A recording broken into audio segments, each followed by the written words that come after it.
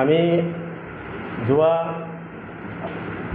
18 June তাৰিখে আমাৰ দেউৰী জনগোষ্ঠীৰ দেউৰী অট'নমাছ কাউন্সিলৰ মুখ্য কাৰ্যালয়ত কেইজনমান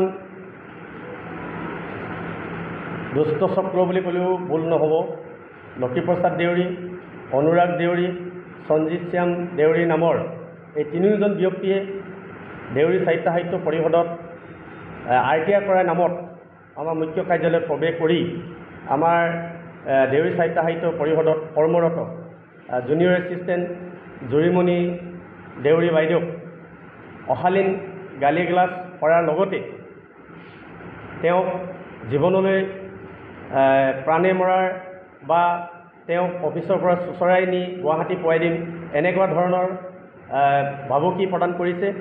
এনে অবাঞ্ছিত জাতিদ্ৰোহী কাৰ্যকলাপক আমি জাতীয় সংগঠনসমূহে একেমুখে ধিক্কাৰ দিছোঁ আৰু গৰিহণা দিছোঁ আৰু ভৱিষ্যতে এনেকুৱা জাতিদ্ৰোহী কাৰ্যকলাপৰ পৰা আঁতৰি থাকিবৰ কাৰণে সঞ্জিত শ্যাম দেউৰীক, লক্ষীপ্ৰসাদ দেউৰী, অনুৰাগ দেউৰীক আমি তীব্ৰ বাহাৰে সকীয়াই দিয়া হৈছে। অন্যথাই আমি গোটেই জাতীয় সংগঠনসমূহ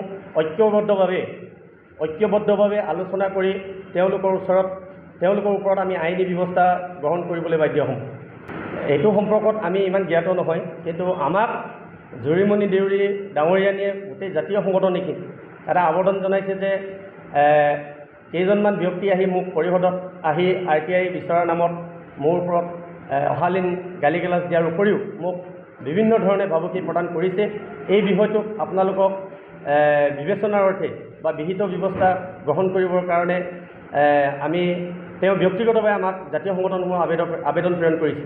কিছুমান যিসকলে নামত দেউৰী মানুহৰ উপাধি লৈ দেউৰী মানুহ হয় মই ক'ব নোৱাৰোঁ, কিন্তু এটা কথা হ'ল কি তেওঁলোকে কাউন্সিলক লৈ যিধৰণে হেতালি খেলি আছে RTI নামত কাৰোবাক ভাবুকি দি, এইবোৰ আমি সহ্য কৰা নহ'ব। হয়, এইটো সঁচা কথা, তেওঁলোকে এটা ছ'চিয়েল মিডিয়াত কথা কৈছে যে কিছুমান সংগঠনে হেনা পিটিকাভাৱে কাউন্সিলত আজি কাম কৰি লুটুৰি খাই তেওঁলোকে লুটুপুটি খাই বুলি কৈ আছে। তেওঁলোকে প্ৰমাণ কৰি দিয়ক। আজি জাতীয় সংগঠনসমূহে জাতিটোৰ কাৰণে যিমান কষ্ট ত্যাগ কৰিছে, কিন্তু 1 টকাও আজি কাউন্সিলৰ পৰা কোনো বিচৰা নাই। যদি তেওঁ প্ৰমাণ দিব পাৰে তেতিয়াহ'লে আমি তেওঁৰ ওচৰত আমি শৰণাগত হ'ম। আমাক দেখাই দিয়ে যে তেওঁ যে কাউন্সিলৰ লগত হেনা পিটিকা হয়, আজিৰ দিনলৈকে তেওঁ হেনা পিটিকা চলি আছে বুলি কৈছে। এটা প্ৰমাণ দেখাই দিয়ক। সদৌ ছাত্ৰ সন্থাৰ সভাপতি যদি তেওঁ কাউন্সিলৰ পৰা 1 টকা লোৱা দেখাব পাৰে, তেতিয়াহ'লে মই আজিৰ পৰাই ৰাজহুৱা অনুষ্ঠান মই পদত্যাগ কৰিম। আমি দেউৰী ৰাইজক এটা আহ্বান জনাব বিচাৰিছোঁ, তেনেধৰণৰ সস্তীয়া মতবিয়া কোনোবা ছ'চিয়েল মিডিয়াত গুৱাহাটীহেন জেগাত তাপ নিয়ন্ত্ৰণ কক্ষত বহি তেওঁ কিবা বাৰ্তা দিব, সেইটো কোনো মানি ল'ব নালাগে। এইটো স্পষ্ট কথা। আহক, জাতিৰ কাৰণে কাম কৰিবৰ কাৰণে গ্ৰাছ লেভেলতে আহক। আমি কেইবালানিও জাতীয় সংগঠন আমি বহিছোঁ, কাউন্সিলকো মাতিছোঁ, প্ৰতিটো জাতীয় সংগঠনৰ সচেতন ব্যক্তি, নাগৰিক, মহিলা, আমি চবকে মাতিছোঁ। আমি জাতিটো কেনেকৈ আগুৱাই নিব লাগিব, কাউন্সিলখন কেনেকৈ আগুৱাই নিব লাগিব, উন্নয়নৰ কামৰ কাৰণে কেনেকৈ আমি আগুৱাই নিম, সকলো কথাই আলোচনা কৰোঁ। তেওঁলোককো কোনোবা সঞ্জীৱ দেউৰী কিবা সকলোকে মতা হৈছে, কিন্তু তাত কোনো ধৰণৰ উপস্থিত হোৱা নাই। আজি এটা দুখৰ বিষয়, যিখন কাঁহী দেখায় সেই কাঁহীখন তেওঁলোকে বদনাম কৰে। এক চিকুট তেওঁলোকে কাউন্সিল অনাত তেওঁলোকৰ অৰিহণা নাই।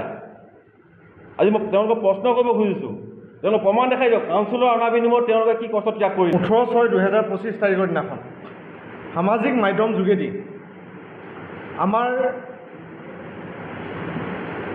সঞ্জীৱ শ্ৰীৰাম নামৰ এটা অজ্ঞাত সংগঠনে, দেউৰী জাষ্টিছ পিপুলছ ফাৰ্ম নে কি ফ্ৰম, এটা অজ্ঞাত সংগঠনে, আমাৰ দেউৰী জনগোষ্ঠীৰ কোনো অজ্ঞাত সংগঠনে আমাৰ জাতীয় সংগঠনসমূহক দেউৰী সাহিত্য পৰিষদৰ লগত হনা পিটিকা কৰি আমি চলি থাকোঁ বুলি তেওঁ এটা আমাক মন্তব্য কৰিছে।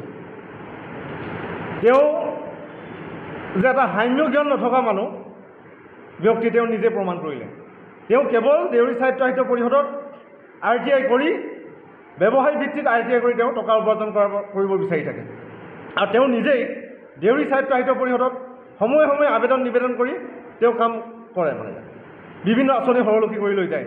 কিন্তু আঁচনিবোৰ তেওঁ ইমানেই চতুৰ, তেওঁ নিজৰ নামত নলৈ তেওঁৰ সংগী এজনৰ নামত লৈ যায়। সময়ে সময়ে তেওঁ উদযাপনৰ নামত দিয়ে, সময়ে সময়ে কিবা মেলা উদযাপনৰ নামত তেওঁ টকা সৰলকি কৰি লোৱাৰ তথ্য আমাৰ লগত আছে। আৰু আমি তেওঁক ধিক্কাৰ দিছোঁ। তেওঁ দেউৰী জাতিৰ বহুতো সংগ্ৰামৰ অন্তত দেউৰী জাতিয়ে এই স্বায়ত্তশাসন পাব সক্ষম হৈছে। গতিকে দেউৰী জাষ্টিছ ফৰাম নামৰ ব্যক্তিৰ সংগঠনটো কোনো ইয়াত ভূমিকা নাই, আৰু তেওঁ দেউৰী সমাজৰ তেওঁ কোনো গ্ৰহণযোগ্যতা নাই, আৰু তেওঁ অবৈধ বুলি আমি দেউৰী আজি গোটেই যৌথ সংগঠনে আমি তেওঁক ঘোষণা কৰিছোঁ। সেইটো এটা আমাৰ দেউৰী জাতিৰ অবৈধ অবৈধ সংগঠন। গতিকে তাক আমি কোনোদিনে গ্ৰহণ নকৰোঁ। গতিকে আমি তেওঁক ধিক্কাৰ দিছোঁ। আৰু তেওঁ সামাজিক মাধ্যমত অকল জাতীয় সংগঠনখিনিয়ে নহয়, তেওঁ সামাজিক মাধ্যমত দেউৰী সাহিত্য সাহিত্য পৰিষদৰ এগৰাকী তৃতীয় বৰ্গৰ কৰ্মচাৰী জুৰিমণি দেউৰী নামৰ কৰ্মচাৰীগৰাকী গোটাই তেওঁ ভাবুকি দিছে। গতিকে তেওঁ ধিক্কাৰ দিছোঁ। তেওঁ প্ৰথমতে RTI যোগেদি RTI বিচাৰিছিল। RTI বিচৰাত আমাৰ আপত্তি নাই, তেওঁ RTI বিচাৰক, তথ্য জনা অধিকাৰ আইনত তেওঁ বিচাৰিব পাৰে, তাত কোনো আমাৰ আপত্তি নাই। কিন্তু RTI আলম লৈ ব্যক্তিগতভাৱে তাই প্ৰাণে মৰা ভাবুকি মন্তব্য প্ৰকাশ কৰিছে। গুৱাহাটীলৈকে তেওঁ টানি নিম বুলি কৈছে, অশ্লীল গালি গালাজ কৰিছে, অশালীন ব্যৱহাৰ কৰিছে, টেলিফোনিক বাৰ্তা আছে সেইখিনি, আৰু ফেচবুক মাধ্যম যোগেদি তেওঁ ভিডিঅ' ভাইৰেল কৰিছে। গতিকে তেওঁ আমি ধিক্কাৰ দিছোঁ।